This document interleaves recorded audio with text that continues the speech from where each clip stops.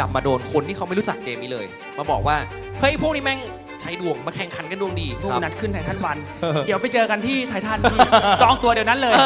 การจะเป็นนักโป๊กเกอร์ที่เก่งนี่มันไม่ใช่เป็นสกิลเดียวนะมันต้องเป็นการวิเคราะห์สถิติเป็นวิเคราะห์เกม วิเคราะห์คนคุมอารมณ์ถูกไหมครับบริหารเงิน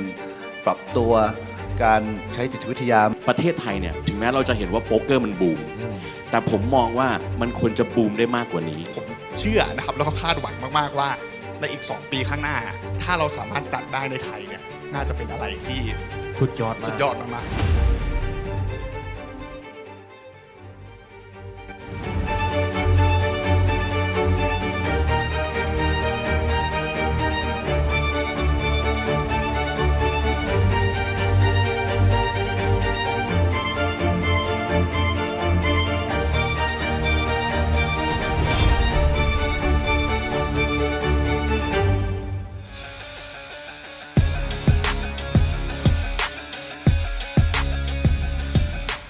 เรามาสู่ช่วงเวลาที่สุด Exclusive อีกหนึ่งช่วงครับ นั่นคือช่วงของ TNT Talk สดๆ นั่นเองครับ เอาละฮะ ต่อไปนี้ครับคือไฮไลท์ของงานของเรานะครับ เราจะมาร่วมพูดคุยกันเกี่ยวกับคำถามหนึ่งที่มันอยู่ในใจนักเล่นโป๊กเกอร์อยู่ตลอดเวลานะครับ โดยเฉพาะในประเทศไทยครับ เรื่องของโป๊กเกอร์เป็นเกมแห่งโชค หรือเป็นเกมแห่งฝีมือครับ วันนี้เราจะมาหาคำตอบไปพร้อมกันครับ กับเทนตักท้องสดๆ ในหัวข้อ Is Poker All About Luck ขอเสียงปรบมือดังๆนะครับ ผมขอต้อนรับทีละท่านเลยแล้วกันครับ คนแรกนะครับ We no need introduction นะครับ นักโป๊กเกอร์อันดับหนึ่งของประเทศไทยครับ คุณปุณณัฐ ปุณศรีครับ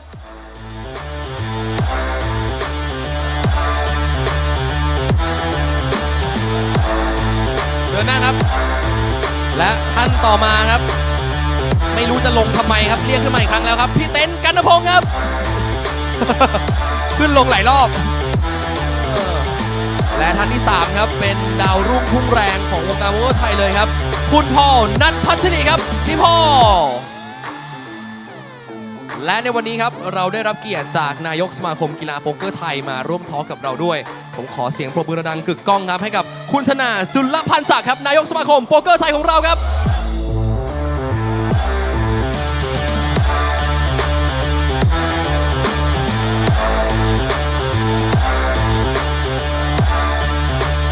สวัสดีครับ สวัสดีครับ สวัสดีทุกท่านเลยนะครับผม วันนี้ต้องขอต้อนรับทั้ง 4 ท่านนะครับเข้ามาสู่ช่วงเวลาของการทอล์กสดๆ แต่พอพูดคำว่าทอล์กแล้วทุกคนแบบแต่งตัวใส่สูทอะไรอาจจะดูแบบทางการจนเกินไป แต่จริงก็เป็นเหมือนกันมาร่วมพูดคุยเมาส์มอยกันนี่แหละเกี่ยวกับเรื่องของทิศทางของโป๊กเกอร์ในประเทศไทยนะครับ ก็อย่างแรกเลยก็คือวันนี้เราจะพูดถึงเรื่องของการเรียนรู้แล้วก็การศึกษาโป๊กเกอร์เพราะว่าจริงๆในแต่ละปีเนี่ยก็วงการโป๊กเกอร์มันเติบโตขึ้นมาได้จากการที่มีคนศึกษามันมากขึ้น มีคนทำความเข้าใจกับเกมคอนเซปต์มากขึ้นนะครับทีนี้เนี่ยพูดถึงอุตสาหกรรมโป๊กเกอร์แล้วเรามาพูดถึงภาพรวมตอนนี้ดีกว่าพี่ปุณณัฐครับสำหรับพี่ปุณณัฐเองเนี่ยจริงก็คร่ำวอร์ดในวงการนี้มานานมากทั้งต่างประเทศเองก็ตามแล้วช่วงนี้เนี่ยต้องบอกว่าในช่วง 2-3 ปีหลังที่พี่ปุณณัฐพุ่งขึ้นมาเข้าสู่ระดับโลกมันเป็นช่วงโป๊กเกอร์บูมอ่ะมันเป็นเหมือนพี่เป็นแบบโกลดีโรเจอร์ที่ทำให้แบบเกิดยุคสมัยแห่งโจรสลัดขึ้นมามันคือยุคสมัยของโป๊กเกอร์ภาพรวมอุตสาหกรรมโป๊กเกอร์ของประเทศไทยตอนนี้มันเป็นยังไงบ้างครับพี่ปุณณัฐ หมายถึงอุตสาหกรรมทั่วโลกหรือเปล่าหรือ ทั่วโลกก็ได้ทั่วโลกก็ได้ คือจริงๆจากการที่ผมไปแข่งมาหลายที่เนาะคือผมว่าการแข่งขันระดับโลกตอนนี้พัฒนาไปค่อนข้างมากเทียบกับถึงแม้3 ปีที่แล้วก็ตามครับ ครับ ผมว่ามันมาจาก3 เหตุผลหลัก อย่างแรก อย่างแรกเลยผมคิดว่ามันมาจากการที่มันมีความสนใจในเกมเนี่ยมากขึ้น ซึ่งความสนใจเนี่ยมันเกิดมาจากการที่แต่ละแบรนด์ต่างๆ แต่ละการแข่งขันเขา invest ใน production มากขึ้น ค มี รับ การถ่ายทอดสดให้คน จริงๆ เข้าใจเกมนี้มากขึ้นได้ถูกวิธีเนาะอย่างที่ 2 ผมว่ามันเกี่ยวกับincrease accessibility คือว่าการเข้าถึงง่ายขึ้น เช่นการสมัครสมัยนี้มันสะดวกขึ้นนะใช้แอป ใช่ ใช้แอปสมัครมันทำให้ผมว่ามันดึงดูดคนที่เมื่อก่อนอาจจะไม่ได้สนใจโป๊กเกอร์อาจจะเป็นพวก high net worth individuals พวกนี้ด้วยซ้ำเพราะว่า ครับ ถ้าเกิดสังเกตดีๆ ทั้ง mid low หรือว่า high stake โดยเฉพาะ high stake นี่บูมเยอะมากภายใน 2-3 ปีนี้นะดูจาก จริง Brighton entry ก็ได้ และอย่างที่ 3 ผมว่าอันนี้เป็นจุดสำคัญเลยคือ แต่ละประเทศที่ได้มีโอกาสในการจัดแข่งขันโป๊กเกอร์แล้วกันเขาเห็นคุณค่าในการที่มาพัฒนาเศรษฐกิจของประเทศตัวเองเนาะรวมถึงผลประโยชน์อื่นๆด้วยมันเลยทำให้ณตอนนี้ในทุกๆทวีปนะมันจะมีการแข่งโป๊กเกอร์แทบทุกเดือนเลย จริ ถู ง กไหมทั้งเอเชียทั้งยุโรปทั้งอเมริกา ตลอด นี่ เวลา แทบทุกรัฐเลย เพราะว่ามัน มันจะสร้างผลดีจริงๆ ในเชิงของการสร้างอาชีพของการพัฒนาเศรษฐกิจนะการส่งเสริมการท่องเที่ยวอะไรอย่างเงี้ยครับ ครับผมต้องบอกว่าจริงๆถ้าพี่บุญนัทไม่อยู่ประเทศไทยก็แข่งโอ้โหปีหนึ่งพี่น่าจะอยู่ต่างประเทศ ผมไปประมาณ 200 กว่าวันปะถึงปะ ผมน่าอาจจะอยู่ไทย5 เดือนอย่างเงี้ยครับอาจจะแข่งประมาณ อ่า 7 เดือนแต่ไปแบบประมาณ 8-9 ประเทศเลยครับ จริงๆครับก็อย่างที่ผู้นัทบอกครับว่าอุตสาหกรรมโป๊กเกอร์ตอนนี้อย่าง3 อย่างแรกก็คือมันเป็นเกมที่อะไรนะอย่างแรกคืออะไรนะพี่ คือคนสนใจมาก คนสนใจมากขึ้น เพราะว่ามีคนที่ลงทุนในเรื่องของโปรดักชันมากขึ้น ครับ แน่นอนว่าโปรดักชันอย่างที่พี่ผู้นัทไปเล่นมาชอบโปรดักชันของไททันสุดใช่ไหม ด้วยแต่ว่าทุกแบรนด์ก็จะมีเสน่ห์ของมันเองเนาะแล้วก็ผมว่าการถ่ายทอดสดรายการหลากหลายขึ้นด้วย มันทำให้ ใช่ คนเข้าใจเกมมันไม่ใช่แค่มีแค่โฮเดอร์มันมี ใช่ โอมาฮาด้วย มี เออ มิกซ์เกม มี แบบ short World deck Series ใช่ครับ มีหลายอย่างนะครับมัน คื แล้ว อ ก็ ทุกอย่างเนี่ยมันทำให้ entries มากขึ้นแล้วกัน อ่า ครับ มีคนเห็นมากขึ้น ก็เหมือนอย่างที่ผมว่าทุกวันนี้กีฬาชนิดต่างๆเนี่ยอย่างเช่นชนิดอื่นที่มันบูมขึ้นมาได้ขนาดเนี้ยก็เป็นเรื่องของการถ่ายทอดสดเหมือนกัน อย่างเช่นฟุตบอลอย่างเช่นกอล์ฟที่เขาเกิดการแข่งขันเกิดขึ้นทั่วโลกเนี่ยก็มีการถ่ายทอดสดให้ดูเนาะให้คนที่แบบเด็กๆที่แบบเฮ้ยพ่อเขาเตะอะไรกันเขาเตะลูกนั้นกีฬาชนิดนี้มันเป็นยังไงได้เห็นได้เข้าถึงสิ่งนั้นมากขึ้น การถ่ายทอดสดเหล่านี้ก็ทำให้เกิด entry ใหม่ๆเข้ามาในอุตสาหกรรมโป๊กเกอร์เหมือนกันอย่างที่สองที่พี่บุญนัทบอกก็คือเรื่องของ accessibility มันสมัครง่ายขึ้น มันแบบแค่มีตั๋วเครื่องบินแค่มีตั๋วที่พักเดินไปถึงก็สมัครได้เลยมีแอปพลิเคชันที่รองรับมีแบบแอปบอกเทเบิล เดี๋ยวนี้เทคโนโลยีล้ำมากแบบสมมติใน เออ ไตรตันแบบมีแอปที่เราสามารถดูได้ในเกมเลยว่าชิปแต่ละคนมีเท่าไหร่เนาะ โอ้ไม่ต้องนับเอง แฮนด์ที่เล่นในแต่ละโต๊ะที่ไม่ใช่โต๊ะเราเขาเล่นแฮนด์อะไรบ้างอย่างเงี้ยครับ อืม มันทำให้เวลาเราวิเคราะห์สถานการณ์เราในทัวร์มันง่ายขึ้นเยอะเลยนะครับ บางทีเรารู้ว่าเฮ้ยเหลือจำนวนคนเท่านี้เราชิปประมาณนี้เราทำยังไงให้เราดีที่สุดสำหรับสถานการณ์เราอะไรเงี้ย โอ้ดีเลยนะแล้วก็อย่างที่ 3 ก็คือเอาลืมอีกแล้วอย่างที่ 3 คือ เรื่องของผลประโยชน์ที่แต่ละประเทศเขาเห็นคุณค่าของการจัดทัวร์นาเมนต์เกี่ยวกับการท่องเที่ยวการ ถูก มีเงินลงทุนในประเทศการ ใช่ สร้างอาชีพอะไรเงี้ยครับ ถูกต้องครับผมอยากให้นึกถึงฟอร์มูล่าวันนะผมว่ามันคล้ายๆกัน เพราะว่าอย่างฟอร์มูล่าวันเองเนี่ยก็จริงๆไปน่าจะประมาณเกือบ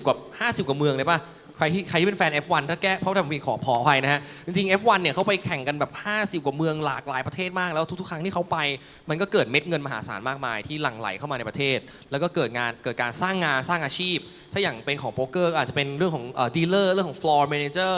เรื่องของ จริงๆ มันมี trickle effect เยอะเลยครับ มัน ครับ อาจจะไม่ใช่แค่คนแจก หรือว่าคนที่ทำงานในทัวร์นาเมนต์มันเป็นทั้งอาชีพอื่นแบบร้านค้า พวกร้านอาหารก็บูมขึ้น พวกร้านอาหารท่องที่พวกคนนวด ครับ คนขับรถมัน trickle ไปหมดอะครับ ใช่อยากจะกลับที่พักก็ต้องเรียก Grab เรียก driver ใช่ครับ เรียกวินมอเตอร์ไซค์นะประมาณนี้มันคือสิ่งที่ต้องบอกว่าพี่บุญนัทที่สิ่งที่พี่บุญนัทบอกก็คือใน global stage หรือว่า global ของโป๊กเกอร์เนี่ยมันเป็นอะไรที่เติบโตขึ้นมาก แล้วก็บูมมากจริงๆนะครับทีนี้ถามพี่เต้นบ้างในฐานะที่พี่เต้นก็โอ้แข่งขันแต่ว่าช่วงนี้เพิ่งแต่งงาน ก็อาจจะแบบว่าทำธุรกิจแล้วก็อยู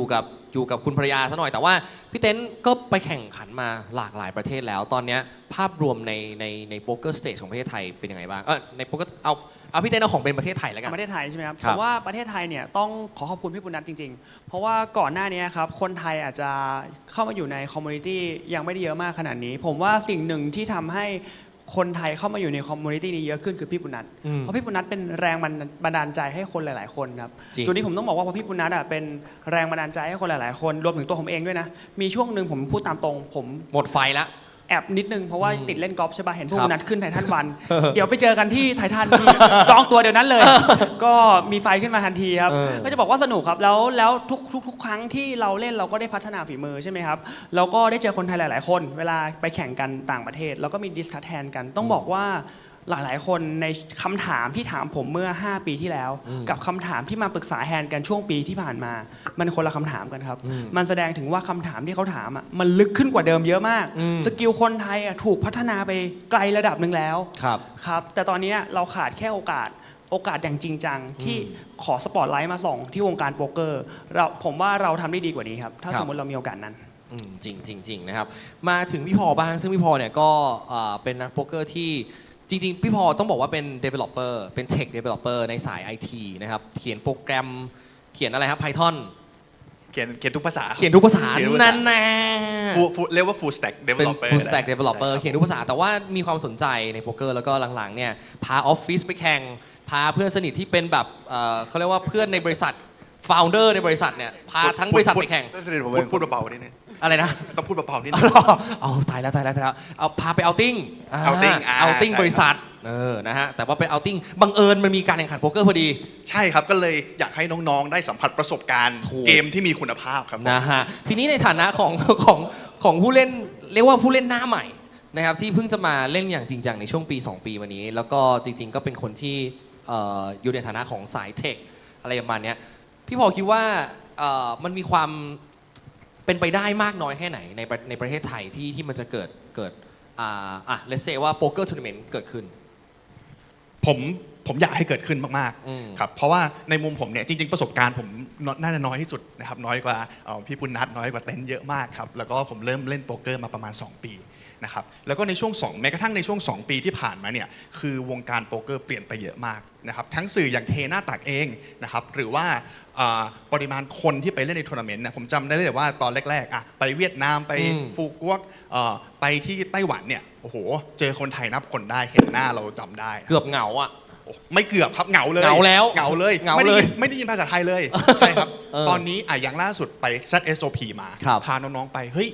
มันเป็นบรรยากาศที่เปลี่ยนไปเลยครับ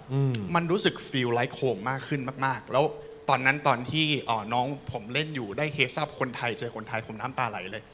เพราะว่าภาพนั้นเนี่ยมันไม่มีมาก่อนมันแทบไม่มีมาก่อนเลยครับเราเห็นแต่เฮ้ยคนเวียดนามเจอกับคนไต้หวันนะครับต่างฝั่งต่างเชียร์ต่างฝั่งต่างฝ่ายต่างเชียร์นะครับเรารู้สึกว่าเฮ้ยเราเมื่อไหร่ล่ะที่เราจะมีคนที่เป็นคนไทยนะครับเป็นคนบ้านเราที่มีความตั้งใจอ่ะเข้าไปอยู่บนสเตจอย่างนั้นบ้างนะครับแล้วก็เชียร์กันได้อย่างสนุกสนานนะครับแล้วก็ได้ใช้ฝีมือที่ซ้อมกันมาเนี่ยแล้วโชว์ในสเตจนั้นได้ครับแล้วผมคิดว่าตรงนั้นเนี่ยเรามาไกลมากๆจากแค่ 2 ปีนะครับแล้วผมเชื่อนะครับแล้วก็คาดหวังมากๆว่าในอีก 2 ปีข้างหน้าถ้าเราสามารถจัดได้ในไทยเนี่ยน่าจะเป็นอะไรที่ สุดยอดมาก สุดยอดมากๆใช่ครับ โอ้โห แล้วพูดไปเสียงพี่พอก็สั่นเครือเลยนะเขาแบบ อิโมชันอลขึ้นมาเลย emotional vibrate มากครับ นี่แสดงว่านี่เขาน่าจะเป็นแบบผู้ที่มาท้าชิงเก้าอี้นายกสมาคมคนต่อไปหรือเปล่าเนี่ยคุณธนาในอนาคตเป็นไปได้ มีบางอาจครับ ทีนี้กลับมาถาม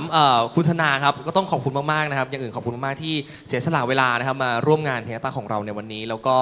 ขอบคุณที่จัดตั้งสมาคมนะครับกีฬาโป๊กเกอร์แห่งประเทศไทยขึ้นมา ในฐานะของนายกสมาคมครับคุณธนามองเห็น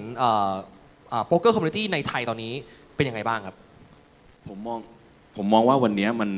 มันแพร่หลายเยอะมากนะครับ คือต้องบอกด้วยประสบการณ์เราเนี่ยเมื่อสัก 2 เดือนที่แล้วเนี่ยเราได้เป็นทีมที่เป็นส่วนในช่วยดำเนินการและผลักดัน1ทัวร์นาเมนต์ที่เกิดที่เมืองไทยนะครับที่ M Sphere เราจริงๆแล้วเราอ่ะจะให้คนต่างชาติมาแข่งขันซะส่วนใหญ่ คนไทยเนี่ยด้วยการอนุญาตโน่นนี่นั่นมันลำบากมากนะครับงานแรกของประเทศเราก็เลยเปิดให้คนไทยเข้าร่วมได้แต่น้อยมากนะครับเราไม่เคยเชื่อว่าแบบคนไทยจะมาต่อคิวตั้งแต่ตี 1อะครับเยอะมากต่อคิวยาวมากยิ่งกว่าคัตสึ iPhone ยิ่งกว่า iPhone ตี 1ยิ่งกว่าต่อคิวตี 1แต่รีจิสเตอร์บ่าย4 โมงเย็นบ่าย4 โมง 4 โมงเย็นคืออยากจะมารีจิสจริงๆกันแหละ ใช่แล้วคือเขาถ้าไม่มีเพื่อนอยู่ในแถวเนี่ยเขาจะออกจากแถวไปทำธุระอะไรยังไงบ้างลำบากกันมากครับ ผมเลยรู้สึกที่ผมเห็นภาพ ผมต้องบอกว่าออกตัวก่อนว่าผมอะอยู่วงการสู้พวกพี่ๆไม่ได้เลยนะครับแต่ว่าสิ่งที่ผมเห็นกับตาเนี่ยผมทึ่งว่ามันมีกระแสแล้วมีคนที่ชื่นชอบโป๊กเกอร์เนี่ยอยู่เยอะมากแล้วก็ชอบแบบจริงจังมากอย่างผมเห็นทางคุณพอพูดเมื่อกี้เนี้ยผมยังจับความรู้สึกเลยว่าเขาอินกับโป๊กเกอร์เกมมากๆจริงๆเดี๋ยวขออนุญาตสมัครเป็นสมาชิกสมาคมได้ไหม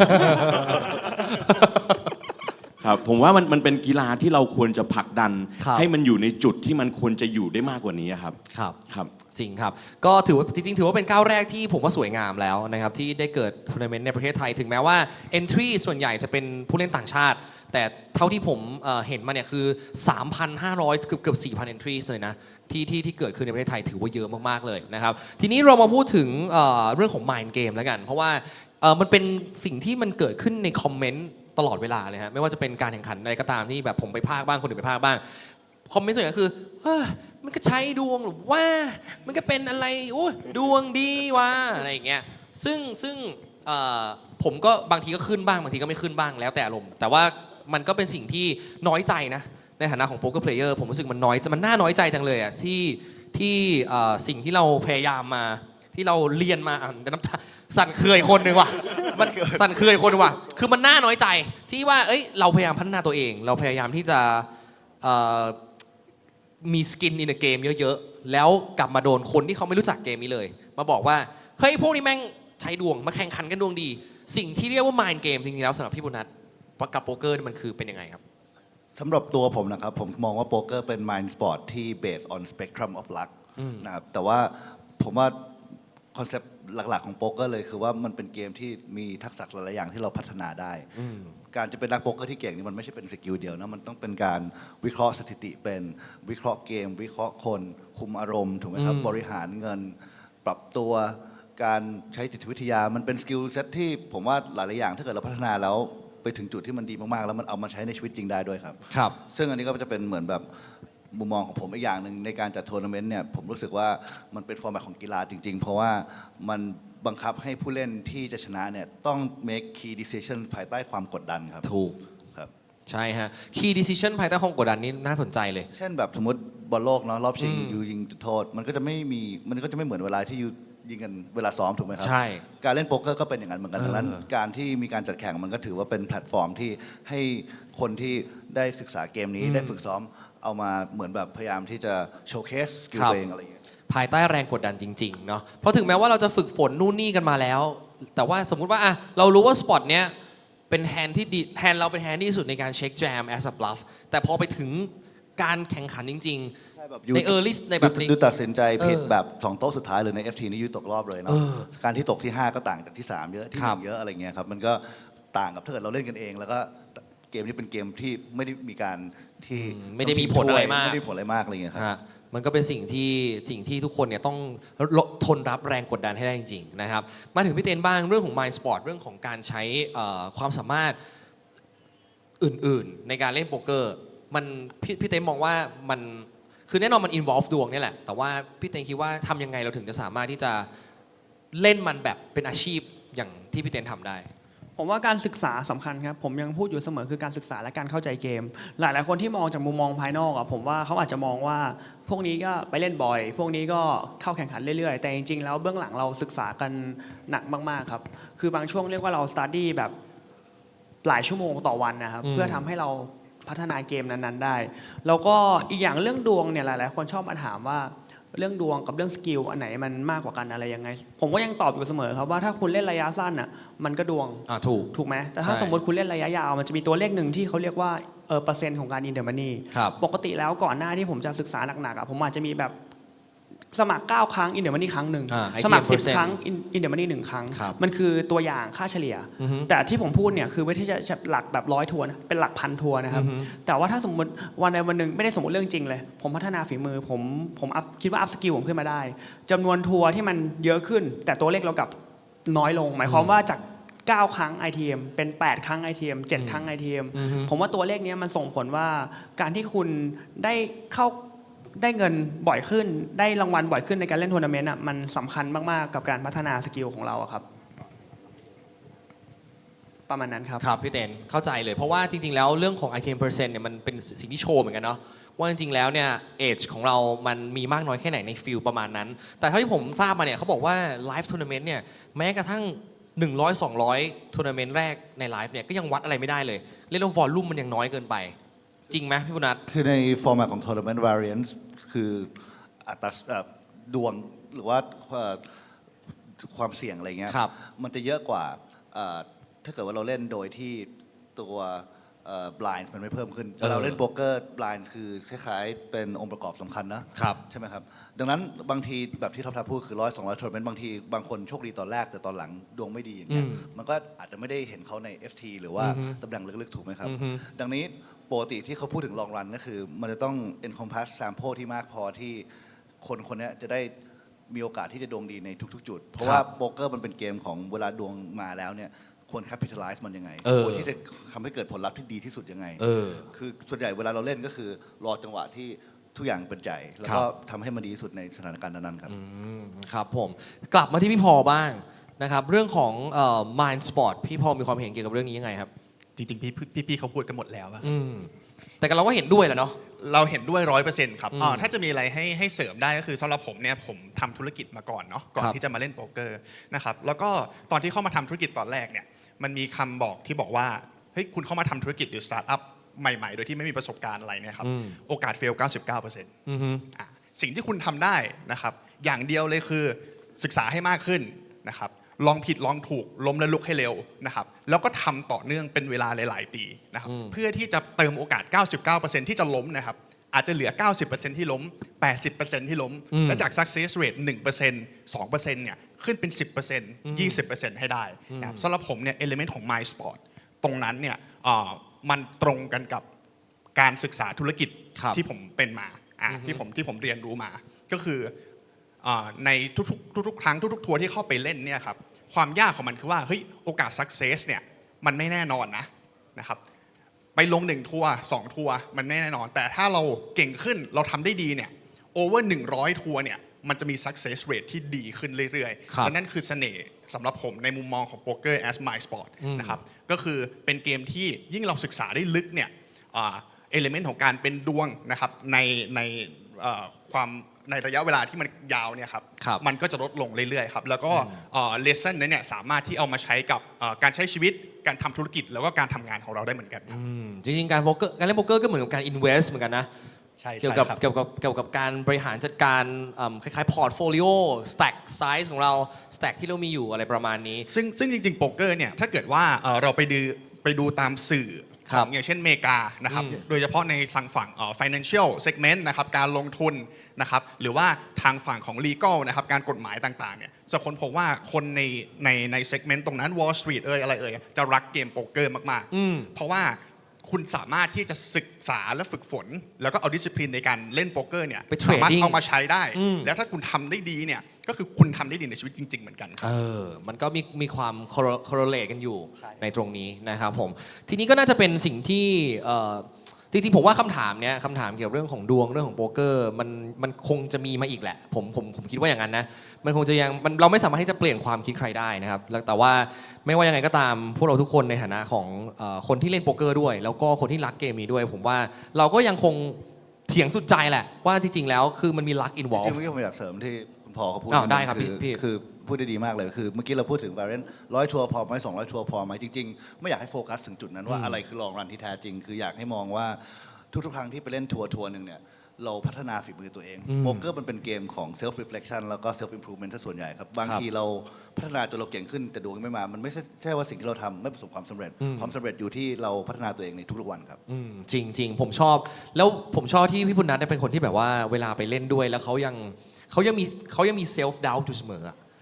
เขาไม่หมายถึงว่าเขาไม่ได้มีอีโก้ที่แบบว่าเฮ้ยฉันเป็นอันดับหนึ่งของประเทศแล้วฉันจะแบบสิ่งที่ฉันทำแม่งถูกทุกอย่างไม่ใช่อย่างนั้น เหมือนเมื่อกี้ฟรีดอร์เขาพูดชัดมากเลยว่าขนาดตัวเขาเองที่เล่นมาไม่รู้กี่ชั่วโมงเนี่ย ครับ เขายังรู้สึกว่ามันมีอะไรที่เขายังพัฒนาได้อยู่เรื่อยๆ มีอะไรอีกประมาณล้านอย่างที่เขายังเรียนรู้ได้เพราะโป๊กเกอร์มันเป็นเกมที่ละเอียดมากครับถ้าเกิดเราศึกษาไปถึงจุดนึงแล้ว มันจะไม่ใช่แค่ว่าไพ่เรามีอะไรควรทำยังไง มันมีอะไรที่ลึกซึ้งมากกว่านั้นเยอะแล้วคือจริงๆ ก็อยากให้คนเข้าใจมากขึ้นครับจริง อยาก ๆ ให้ เพราะว่าผมว่าจริงมันน่าสนใจมากๆครับ ครับแต่จริงๆการที่ทำให้เขาเข้าใจมากขึ้นก็คือการที่เขาได้มาลองสัมผัสนี่แหละผมว่าน่าจะเป็นสิ่งที่ทำให้เขาเห็นภาพมากที่สุดว่าโป๊กเกอร์เนี่ยมันจริงๆแล้วเนื้อในมันเป็นยังไง แล้วก็คอมมูนิตี้มันเป็นยังไง แล้วก็จุดมุ่งหมายของแต่ละคนไม่เหมือนกันด้วย บางคนเล่นเพื่อสันทนาการ บางคนเล่นเพราะว่ามันได้มาเป็นการ reunite กับเพื่อนๆอีกครั้ง บางคนเล่นเพื่อการเสริมสร้าง connection ในการ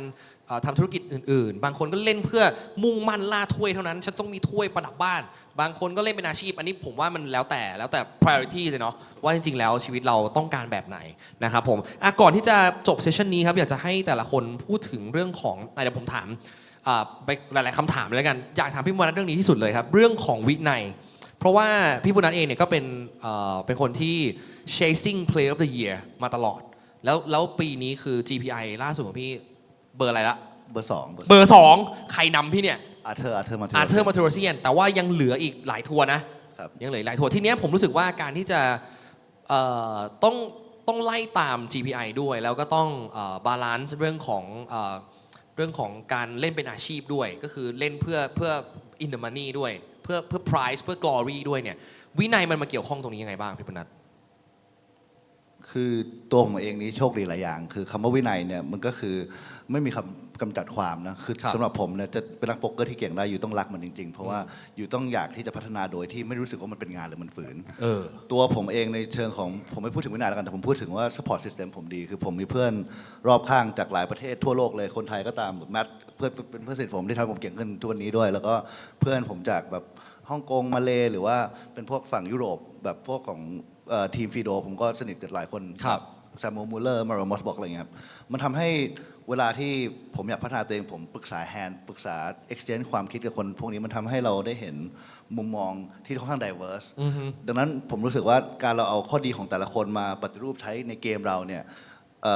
มันทำให้เราเตรียมพร้อมมากขึ้นในการที่ลงสมรภูมิใหม่ๆ เจอผู้เล่นใหม่ๆ อะไรประมาณนี้ครับก็ถือว่าคือในเกมของโป๊กเกอร์ไม่มีใครรู้ทุกอย่าง ครับ แต่บางคนจะเก่งในบางด้านมากกว่าคนอื่นอะไรประมาณนี้เราก็ต้องยอมรับให้ได้ว่าจริงๆ เราเองก็ไม่ได้รู้ทุกอย่างนะเราก็ต้องค่อยๆแบบแสวงหาความรู้ไปเรื่อยๆอะไรอย่างเงี้ยครับ ครับยิ่งเรายอมรับได้เร็วเท่าไหร่เท่านั้น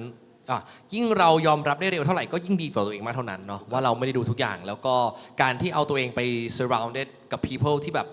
รักเกมนี้เหมือนกัน แล้วก็เก่งเหมือนกันทำให้เราได้เห็นมุมมองใหม่ๆแม้แต่พี่บุญนันเองทุกวันนี้ก็ยังพูดคุยเกี่ยวกับเรื่องของ poker hands กับเพื่อนๆอยู่ คุย ต กับ ลอด คนหลากหลายมากครับใช่ ครับผมโอเคครับ ทีนี้มาถามพี่เต้นบ้างครับ เรื่องของ struggle แล้วก็ problem เพราะว่าจริง ๆ แล้วเนี่ยเอ่อในในในการเล่นโป๊กเกอร์เองมันก็จะมีเรื่องของความคาดหวังเนาะมันจะมีเรื่องของความคาดหวัง พ่อแม่พี่เต้นเนี่ยเป็นห่วงไหมว่าแบบพี่เต้นออกไปแข่งขันอย่างนี้เป็นอาชีพอยู่ช่วงหนึ่งมันจะเป็นยังไงชีวิตมันจะเป็นยังไง เรื่องของคนที่รักเราอ่ะเขาจะมีความเป็นห่วงเรื่องของเรา struggle ไหม เพราะว่าแน่นอนมันจะมีช่วงที่แบบ run bad เล่นยังไงก็ไม่ได้ไอเดียมันนี่เลยชีวิต mental แบบดาวน์มากๆเหล่านี้สิ่งเหล่านี้พี่เต้นจัดการกับมันยังไง ต้องบอกว่าช่วงแรก ๆ ที่ผมเริ่มเล่นครับผมเป็นคนโชคดีมาก ๆ ที่พอสตาร์ดี้แล้วช่วงแรกก็เรียกว่าดวงดี จนทำให้เราแบบได้ที่ 3 ในทัวร์แรกเลย หลังจากนั้นมาผมก็ค่อนข้างสักเซสได้แบบได้เมนอีเวนต์ ABT ได้รางวัลมาแบบ PPWC ที่ได้แชมป์ทีมได้มาอย่างต่อเนื่องครับช่วงแรงกดดันในช่วงแรกอ่ะมันเลยไม่เยอะ ครับ จนระดับหนึ่งครับเราก็เริ่มเล่นในอีเวนท์ที่มันใหญ่ขึ้นในสนามที่มันกว้างขึ้น แรงกดดันมันก็แน่นอนครับมันก็เข้ามาตามปกติ จนถึงช่วงที่ทำช่องครับพอเราทำช่องเนี่ยนอกจากเราแบกรับความกดดันตัวเองละเรายังต้องแบกรับความกดดันของคนอื่นที่ติดตามช่องเราด้วย เพราะว่าจริงๆแล้วผมต้องขอบคุณทุกคนที่ติดตามนะครับแล้วทุกคนก็ให้กำลังใจมากๆอยากให้พี่เต้นได้แชมป์ซึ่งมันเป็นเรื่องที่เราเองก็อยากทำมันให้ได้นะแต่ไม่น่าเชื่อมันกดดันยิ่งกว่าเดิมอะ ครับ มันเหมือนกับยิ่งอยากได้มันยิ่งไม่ได้ ก่อนที่จะทำช่องผมได้ถ้วยมาที่บ้านเต็มเลย ประมาณหลายใบอยู่อะที่มันเป็นอันแบบอันใหญ่อะแต่ ครับ พอทำช่อง มีทั้ง EPT มีทั้งถ้วยเมน APT ใช่หลังจากทำช่องมาเชื่อไหมผมไม่ได้เลย จริงเหรอ เรื่องนี้มันเป็นเรื่องที่ผมคิดว่าผมอาจจะพูดว่าไม่กดดัน แต่จริง ๆ ลึกๆแล้วในใจผมเชื่อว่า โดยไม่รู้ตัว ผมกดดันโดยไม่รู้ตัว คือมันเป็นสปอร์ตบางสปอร์ตที่เราเล่นเพื่อ คือ proof ตัวเองใช่ไหม ปกติเราอาจจะเล่นอีกแบบหนึ่งอะ ครับ แต่ว่าด้วยการที่มันมีกล้องจับอยู่ มันเล่นแบบนี้มันอาจจะมองว่ามันเป็นเรื่องที่ผิด แต่จริงๆเรารู้ว่าเราทำไอ้นี่สิ่งที่ผิดเพื่อ exploit คนนี้ มันอาจจะไม่ทำเพราะว่าบางเหตุผลอะไรเงี้ยครับ พอผมเข้าใจตัวตนในระดับหนึ่งอ่ะผมก็เริ่มรู้ว่าจริง ๆ เราไม่จำเป็นต้องเล่นเพื่อความคาดหวังของคนอื่น จริง ๆ เราควรเล่นเพื่อคือจริง ๆ ความคาดหวังคนอื่นก็เป็นส่วนหนึ่งที่เราทุกคนต้องเมนเทน ครับ แต่เราควรเล่นเพื่อตัวเองว่าเราเล่นให้มันสนุกกับเกม เรารักมันยังไง เราควรเล่นมันอย่างนั้น เราควรใช้เสน่ห์ที่เราทำไมเราถึงชอบเกมโป๊กเกอร์ เราเลยช่วงเวลานี้ผมคิดว่าผมก็ค่อนข้างค้นหาตัวเองเจอกับการเล่นโป๊กเกอร์แล้วการทำช่องครับ ตอนนี้คิดว่าน่าจะถึงจุดที่คิดว่าเราหาบาลานซ์เจอในการแบกรับความคาดหวังจากคนอื่น ครับ แล้วก็แบกรับความคาดหวังจากตัวเองบาลานซ์ได้ดีครับช่วงนี้ครับ ก็จริงนะ เพราะว่าพอมีกล้องมาด้วย แล้วบางทีเรากดดันโดยไม่รู้ตัว แล้วก็เราเล่นแฮนด์บางแฮนด์ที่รู้สึก regret ในภายหลัง มากกว่าตอนที่ไม่มีกล้องอยู่อะไรประมาณนี้นะครับก่อนจะจากกันไปครับอยากจะให้คุณธนาครับพูดถึงสเต็ปต่อไปของโป๊กเกอร์ไทยครับ next step ของโป๊กเกอร์ไทยในฐานะของนายกสมาคมมันจะเกิดอะไรขึ้นบ้างครับคุณธนาในปีนี้ปีหน้า ครับผมขอย้อนเข้าไปเรื่อง all about luck หรือเปล่านะครับ ครับ เรื่องโป๊กเกอร์คือแชร์ในมุมมองที่เราเป็นสมาคม คือเราจัดตั้งเป็นสมาคมกีฬาได้เนี่ยครับถ้าทุกอย่างมันเป็น all about luck เนี่ยมันคือการพนัน คือคุณไม่ต้องมีความสามารถเลย คุณทอยเต๋าเอาสูงเอาต่ำอันนี้ความสามารถไม่ต้องใช้ดวงล้วน ครับ ๆเพราะฉะนั้นกว่าที่สมาคมจะจัดตั้งได้วันนี้ครับเราต้องไป convince การกีฬาแห่งประเทศไทยกกทเราทำกันมา 2 ปีครับ ครับ กว่าจะจดจัดตั้งได้เมื่อต้นเดือนนี้เองนะครับเพราะฉะนั้นอันนี้คือภาพหนึ่งที่ผมจะบอกได้อย่างชัดเจนเลยว่า ถ้าเป็นราชการไทยเนี่ยอะไรที่เป็นใช้ดวงล้วนๆเนี่ยไม่ใช่กีฬา อืม มันคือการพนัน ครับ แต่อันเนี้ยเราต้องบอกว่าอย่างคนเหล่านี้ครับถ้าเขาไม่มีฝีมือเขาคงไม่มีเป็นที่ยอม ถ้ รั วย บ มากมายถูกไหมฮะ ครับ ครับแล้วก็เรื่องของโป๊กเกอร์สำหรับสมาคมที่จะผลักดันไปในอนาคตนะครับคือต้องยอมรับว่าทางเราเองก็ใหม่มาก แต่เราก็มีคิดแผนและนโยบายไว้ค่อนข้างเยอะละคืออาทิตย์หน้าเนี้ครับแพลตฟอร์มของเราที่เป็นโซเชียลมีเดียเนี่ย ครับ จะเริ่มออนละ จะลอนช์ละ จะลอนช์แล้ว โอ เพ ค ราะฉะนั้นเราจะมีกิจกรรมจะเริ่ม PR จะเริ่มสื่อสารกับสังคมกับวงการและพวกเราได้ ครับ ก็คงต้องขออนุญาตเป็นพาร์ทเนอร์กับเทนาตักด้วยนะครับ ครับ เพราะว่าทางนี้มี follower ค่อนข้างเยอะมาก ครับ นะครับคือตอนเนี้ยเราจะเปิดรับสมาชิกนะครับสมาชิกเราเนี่ยจะมี 4 ประเภทนะครับ1คือสามัญ2คือนิติบุคคล3คือสโมสร4คือกิตติมศักดิ์ ครับ เราจะเริ่มระบบ on platform on system ได้ในอาทิตย์หน้า และจะเริ่มรับสมัครสามัญทั่วไปละ แต่ตอนนี้ก็มีหลายคนมาติดต่อเป็นสโมสรนะครับส่วนกิตติมศักดิ์เนี่ยผมมี member honorable member 0001 แล้วครับ ใครฮะ โปปุณนัทครับ 0001 เลขเทซะด้วย คือต้องบอกอย่างนี้ครับ วันนี้ผมมองว่าประเทศไทยเนี่ยถึงแม้เราจะเห็นว่าโป๊กเกอร์มันบูมแต่ผมมองว่ามันควรจะบูมได้มากกว่านี้ จริงครับ ถ้าเราย้อนกลับไปสมัยก่อนเมื่อ 3-40 กว่าปีที่แล้วสนุกเกอร์ครับ สมัยก่อนก็เหมือนโป๊กเกอร์เราเนี่ยแหละค คุ รับ ณธนานี่ก็อยู่ ไม่ โต๊ะ ใช่ ทุกวันอ๋อไม่ใช่ อย่าลาก แต่ ผมไปสิ คุณ ฮะ พ่อผมน่าจะอยู่ทุกวันคุณพ่อผมชอบ ครับ ใช่ฮะ ก็คือมันสนุกเกอร์สมัยก่อนกับโป๊กเกอร์วันเนี้ยคนทั่วไปจะมองเป็นภาพคล้ายๆกัน ครับ เพราะฉะนั้นสนุกเกอร์วันนั้นเนี่ยกว่าจะเป็นประเภทกีฬาและมีสมาคมกีฬาได้เนี่ยพี่ต๋องสิทธิ์ฉ่อยครับ ครับ ไปทัวร์นาเมนต์ เออ ได้แชมป์นู่นนี่ เขาก็ นั่น ต้องต่อสู้มาเหมือนกัน จนติดท็อปทีของโลก ครับ คราวเนี้ยมันเลยเริ่มเป็นที่การรับรู้ของคนเริ่มได้ละเริ่มเป็นที่แพร่หลาย คนเลยเข้าใจว่าอ้าวจริง ๆ มันเป็นกีฬานี่ ไม่ใช่เป็นการพนันอย่างเดียว ครับ สุดท้ายมันแล้วแต่ว่าภาพที่เราจะเอากีฬาประเภทนี้มาเนี่ยเป็นยังไง อ๋อ ก็สมาคม ครับ พร้อมที่จะกระตุ้นผลักดันนะครับ ครับ วงการโป๊กเกอร์เราให้ไปถึงจุดที่เราคิดว่าเราควรจะไปตรงจุดนั้นได้ ครับ นะครับก็ขอขอบคุณแล้วก็เวทีนี้นะครับแล้วก็ขออนุญาตอาทิตย์หน้าแพลตฟอร์มผมพร้อมแล้วก็ฝากสมัครสมาชิกนะครับ ได้เลย ขอบคุณมากครับ ขอบคุณนะครับคุณธนาครับ ขอบคุณครับ จริง ๆ เรื่องแบบนี้ก็ต้องค่อยๆเป็นค่อยๆไปสมาคมเพิ่งก่อตั้งขึ้นมาเองนะครับแล้วก็ทุกอย่างมันต้องใช้เวลา แล้วก็ดอกไม้ก็มีฤดูกาลในการเบ่งบานของมันนะครับเพราะฉะนั้นแน่นอนว่าเวลาเนี่ยเรามีอยู่แล้วหลายกี่ปี10 ปีหลายปีก็จะรอนะครับให้มันเกิดการพัฒนาเกิดขึ้นในโป๊กเกอร์คอมมูนิตี้ของไทยให้ได้ แล้วก็ในหัวข้อวันนี้ครับเรื่องของลัคเรื่องของสกิลจริงๆถ้าพูดทั้งวันก็พูดได้ แต่ว่าเวลาเรามีจำกัดจริงๆนะครับก็อยากจะให้ทุกคนที่ดูอยู่หรือว่าเป็นคนที่รักกีฬาโป๊กเกอร์เหมือนกันก็จริงๆเวลามีใครมาบอกก็ช่วยๆกันบอกก็ได้นะครับว่าสิ่งนี้มันเป็นยังไงอยากให้ทุกคนได้มาเห็นจริงๆว่าโป๊กเกอร์ที่แท้จริงมันเป็นกีฬาเป็น mind sport เป็นกีฬาที่ใช้ strategy มีการฝึกฝนอย่างหนักแล้ว sacrifice อะไรไปบ้าง ช่วงเวลาที่เราอดหลับอดนอน ช่วงเวลาที่เรามุ่งมั่นศึกษาอยู่กับมันเป็นเดือนเป็นสัปดาห์โดยที่แบบไม่มี life outside poker เลย แล้วมันผลิบานในตอนหลังมันเป็นยังไง สิ่งที่เราsacrifice มันก็มีอยู่เหมือนกัน แล้ววันนี้ครับขอบคุณทั้ง4ท่านมากๆจริงๆนะครับผมขอเสียงปรบมือดังๆนะครับให้กับคุณธนาพี่ปุณณัทพี่เต้นแล้วก็พี่พอลครับทั้ง4ท่านเลย ขอบคุณครับ